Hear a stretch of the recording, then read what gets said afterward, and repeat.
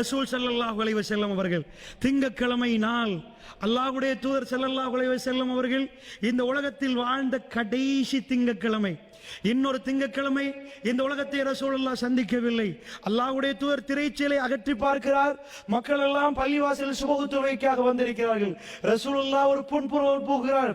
ஏனென்று சொன்னால் தான் வருகிற நேரத்தில், இந்த உலகத்துக்கு நபியாக அனுப்பப்படுகிற நேரத்தில் தொழுபவர்கள் யார் என்று தேடக்கூடிய அளவுக்கு இருந்த நேரத்தில் அல்லாஹ்வுடைய தூதர் அவருடைய பெரும் புரட்சி மிக்க பிரச்சாரத்தில் அல்லாஹ் வைத்த பரக்கத்தின் காரணமாக ஏராளமானவர்கள் அந்த அதிகாலை பொழுதில் அவர்கள் தூங்காமல் அல்லாஹ்வுடைய அந்த ஆலயத்துக்கு வந்து ஜிக்ரோடு இருக்கிறார்கள்.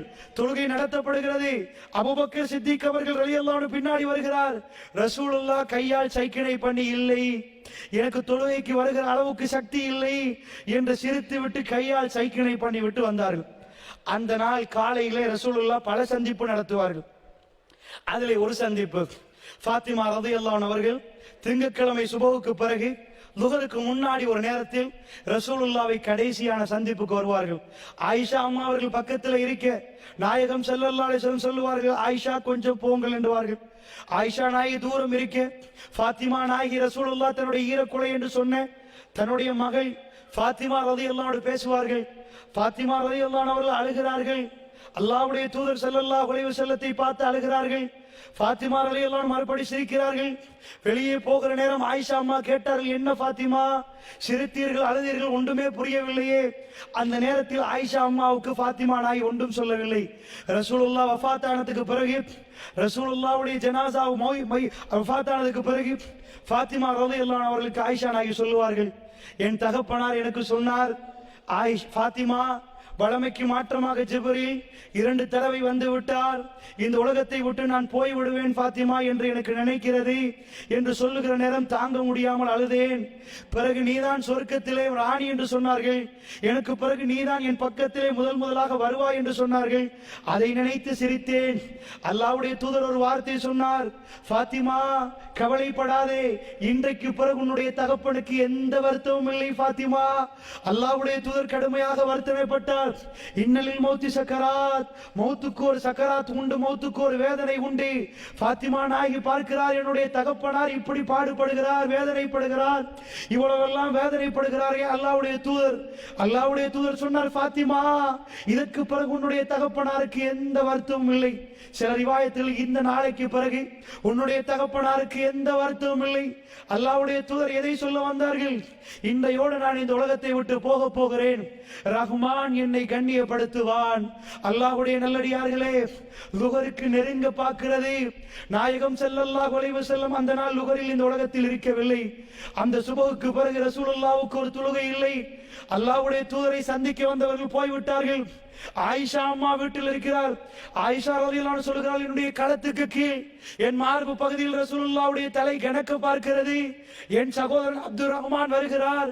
ரசூலுல்லாஹ்வுடைய விரல் மேலே நோக்கி இருந்தது, கூரையை நோக்கி, வானத்தை நோக்கி அப்படி இருந்தது. அல்லாஹ்வுடைய தூதர் வாயை கொப்பளித்து விட்டார்கள். அந்த மிஸ்வாக் குச்சியினால் கொப்பளித்துக் கொண்டிருக்கிற நேரம் விரல் இப்படியே இருந்தது. நான் ரசூலுல்லாவை பார்த்தேன். ரசூலுல்லாஹ் என்னுடைய மார்பிலே அப்படி தலை சாத்திருந்தார்கள். என் களத்துக்கு கீழே தான் ரசூலுல்லாஹ் இருந்தார்கள். வர வர பாரமாக கொண்டிருந்தது. அல்லாஹ்வுடைய தூதர் மேலே, கண்கள் மேலே சென்று கொண்டிருந்தது. கையும் விரலும் கண்ணும் மேலே குத்தி கொண்டிருந்தது. ரசூலுல்லாஹ் ஒரு வார்த்தை சொல்வதை நான் கேட்டேன், அல்லாஹும்ம அக்ஃபிர்லி, அல்லாஹும்ம அக்ஃபிர்லி, அல்லாஹும்ம அக்ஃபிர்லி. யா அல்லாஹ் என்னை மன்னித்து விடு யா அல்லாஹ், யா அல்லாஹ் என்னை மன்னித்து விடு யா அல்லாஹ். இந்த உலகத்தில் பாவம் மன்னிக்கப்பட்ட இறை தூதர் அவர்கள் தன்னுடைய கடைசி பயணம் மேற்கொள்கிறார். இந்த உலக மக்களுக்கெல்லாம் நன்மை புரிந்த இறை தூதர் அவர்கள் என்ன வார்த்தை சொல்லுகிறார்கள் தெரியுமா? ஆயிஷா அம்மா அவர்கள் காதை வைத்து கேட்கிறார்கள், அல்லாஹும்ம அக்ஃபிர்லி, நானும் நீங்களும் 1000க்கு 1000 மடங்கு கேட்க வேண்டும் யா அல்லாஹ், எங்களை மன்னித்து விடு யா அல்லாஹ். கேட்பது ரசூலுல்லாஹ். அல்லாஹ்வுடைய தூதர் கேட்கிறார். 3 தடவை கேட்டார்கள், அல்லாஹும்ம அக்ஃபிர்லி, யா அல்லாஹ் என்னை மன்னித்து விடு. மன்னிப்பதற்கு என்ன யா ரசூலல்லாஹ், நீங்கள் என்ன செய்தீர்கள்? யா அல்லாஹ் உயர்வானவர்களோடு என்னை சேர்த்து விடு யா அல்லாஹ், உயர்வானவர்களோடு என்னை சேர்த்து விடு யா அல்லாஹ். இந்த உலகத்திலே உயர்வானவர்கள் அவர்களோடு என்னை சேர்த்து விடு. அல்லாஹும்ம ஃபிர்லி. ஆயிஷா அம்மா சொன்னார்கள், ரசூலுல்லாஹ்வுடைய விரல் மடிந்தது, ரசூலுல்லாஹ்வுடைய விரல் மடிந்தது, அந்த கண் அப்படி நிலையாக குத்தியது. ரசூலுல்லாஹ் எங்களை விட்டு பிரிந்து விட்டார்கள், அல்லாஹ்வுடைய தூதர் மௌனமாகி விட்டார்கள். இன்னா லில்லாஹி வ இன்னா இலைஹி ராஜிஊன். ஆனால் ஆயிஷா ரலியல்லாஹு அன்ஹா அவர்களுக்கு தாங்க முடியவில்லை. அந்த சமுதாயம் இந்த வேதனை எப்படி தாங்கி இருக்கும்? திங்கட்கிழமை, செவ்வாய்க்கிழமை, புதன்கிழமை ராத்திரி மஷூரா, அல்லாஹ்வுடைய தூதருக்கு ஒவ்வொருவரும் வந்து ஜனாசா தொழுவிக்கிறார்கள். நபிமார்கள் எங்கே மரணித்தார்களோ அங்கே அடக்கம் செய்யப்பட வேண்டும். நபிமார்களுடைய உடல் இந்த மண் சாப்பிடாது. புதன்கிழமை ராத்திரி ஆயிஷா அம்மா சொல்லுகிறார்கள், நான் வீட்டில் இருக்கிறேன், வாள் சத்தம் கேட்கிறது, சவாலால் மண்ணை தோண்டுகிறார்கள். நான் நினைக்கிறேன் ரசூலுல்லாவை மண்ணுக்குள் வைக்கிறார்கள். திரும்பி வந்தார்கள், நடுநிசி எனக்கு போக கிடைக்கவில்லை, போக முடியல. ரசூலுல்லாவை அடக்கம் செய்து விட்டு வந்தார்கள். நான் கேட்டேன், எப்படி அப்பா உங்கள் கைகளால் எடுத்து மண்ணை அவர் தலையில் போட முடிந்தது? அவர் எப்படி உங்களுக்கு புதைக்க முடிந்தது?